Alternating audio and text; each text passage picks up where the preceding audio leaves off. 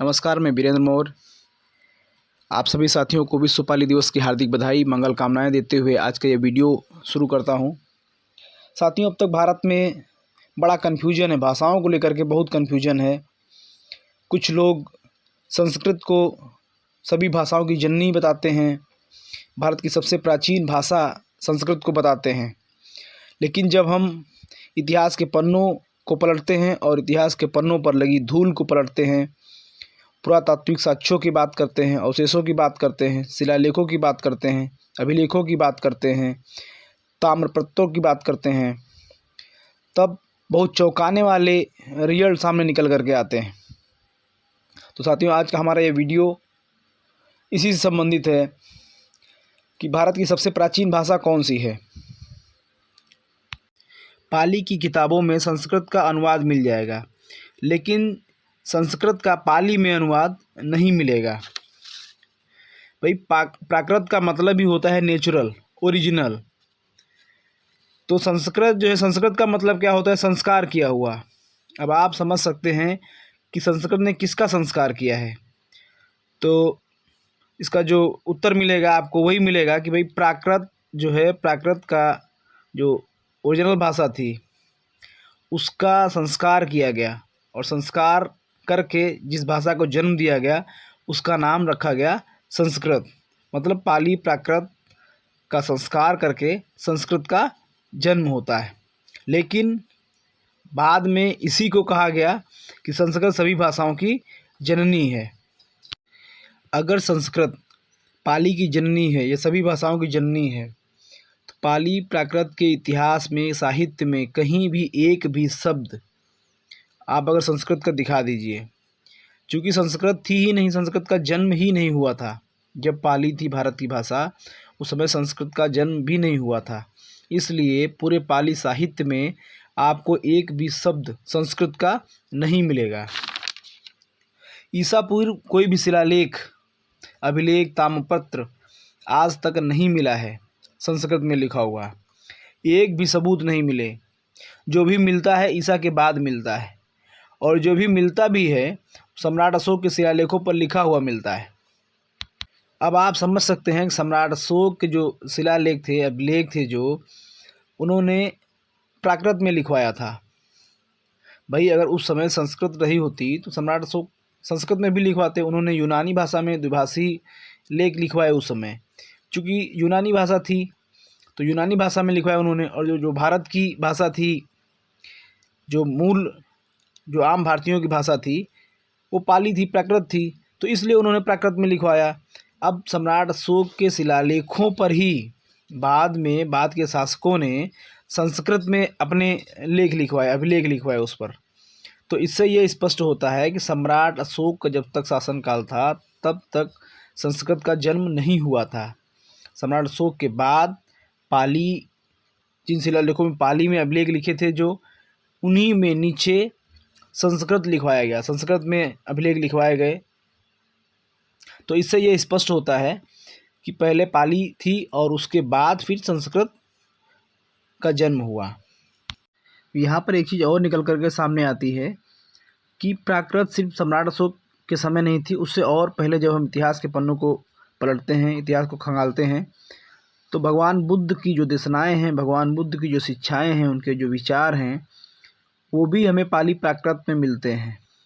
हम कह सकते हैं कि छठी ईसा पूर्व अर्थात 560 ईसा पूर्व में भगवान बुद्ध का जन्म होता है। उस समय की जो भाषा थी भारत की, वो भी प्राकृत थी। और इसका मतलब है कि जब बुद्ध पाली बोलते थे, प्राकृत बोलते थे, तो उनके माता पिता भी प्राकृत बोलते होंगे, क्योंकि बच्चा अपने माता पिता से ही सीखता है। उनके और माता पिता जो हैं, उनके बाबा जो हैं, दादा, वो भी प्राकृत बोलते होंगे, क्योंकि किसी भी भाषा का जन्म रातों रात नहीं होता है।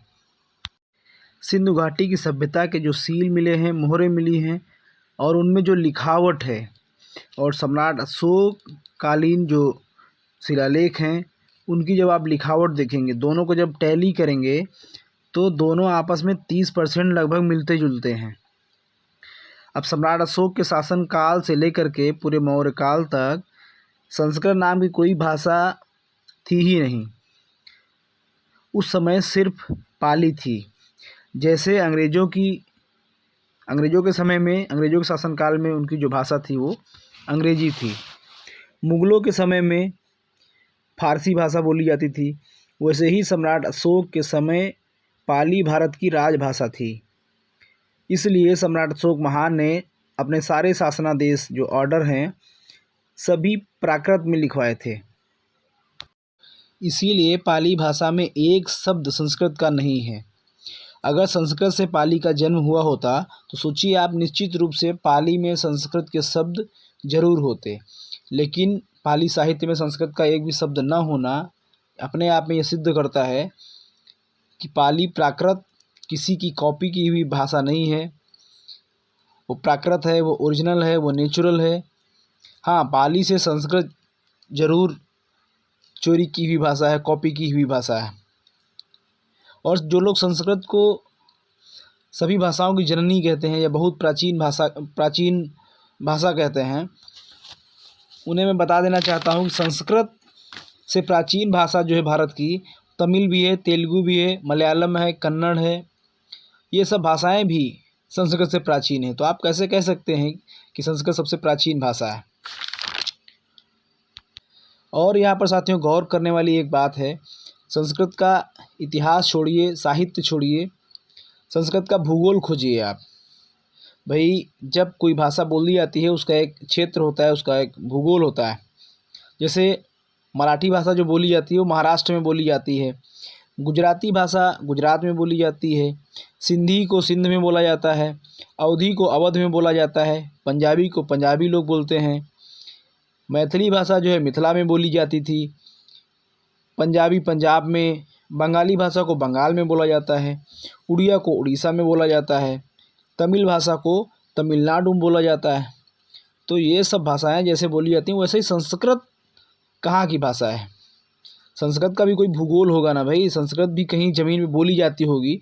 तो भारत का वो कौन सा भूभाग है जहाँ पर संस्कृत भाषा बोली जाती है और समझी जाती है। आप कहीं भी बता दीजिए, आपको पूरे भारत में कोई भी जगह ऐसी नहीं मिलेगी जहाँ पर संस्कृत बोली या पढ़ी जाती है।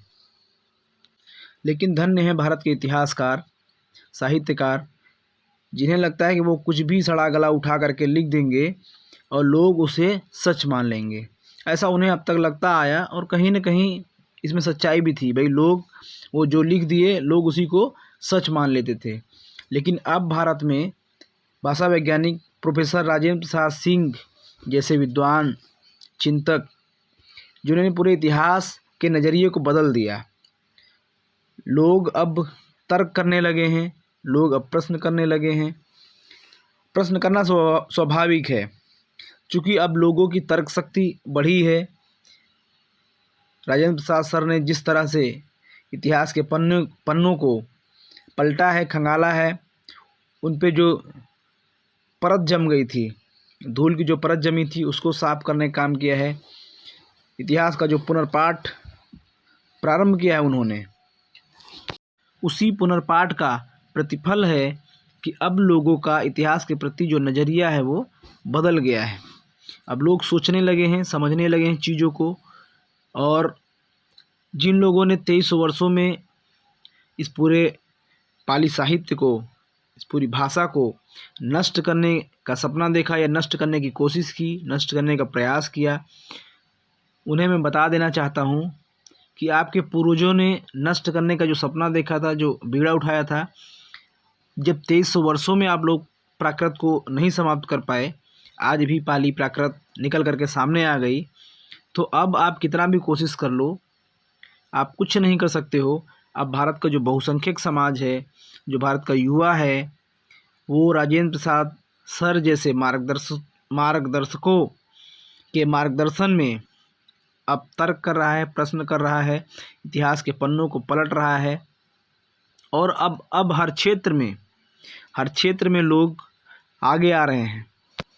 साथियों, आप सबको पुनः एक बार विश्व पाली दिवस की हार्दिक बधाई, मंगल कामनाएं देते हुए आप सबको बहुत बहुत साधुवाद धन्यवाद करता हूं कि आप सब लोगों ने अपना बेशकीमती समय निकाल करके हमारे इस वीडियो को देखा। और आप सबसे विनम्र निवेदन है कि अगर ये वीडियो आप लोगों को अच्छा लगा हो तो आप लोग इसे लाइक कमेंट शेयर ज़रूर करें।